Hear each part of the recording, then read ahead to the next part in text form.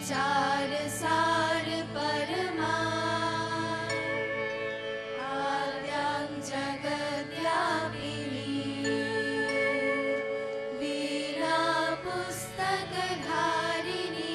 अभयदा जड्यान्धकारपहा हस्ते स्फटिकमालिकां विदधति पद्मासने संस्थिता वन्दे तां परमेश्वरी भगवती बुद्धिप्रदां शारदा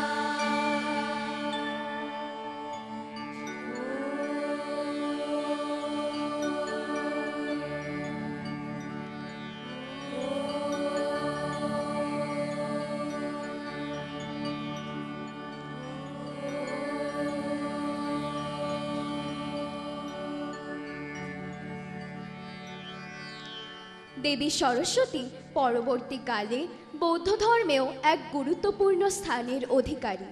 তিনি একাধারে জ্ঞান, সুর ও প্রজ্ঞার দেবী, আবার একই সঙ্গে তিনি রক্ষাকর্তা। জ্ঞান ও ভক্তমানব উভয়কেই তিনি রক্ষা করেন।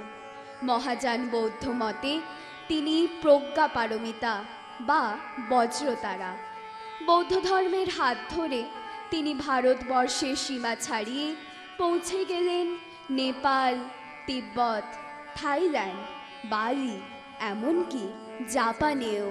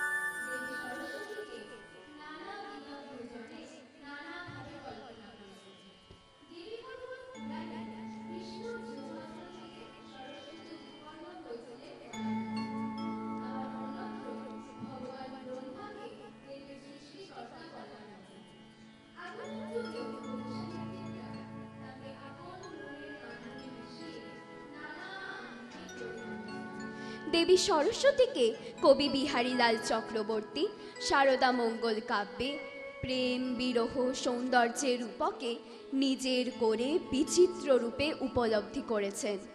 কবিগুরু রবীন্দ্রনাথ ঠাকুরের কল্পনায় সেই শারদাই হয়েছেন স্নিগ্ধতার প্রতিমূর্তি।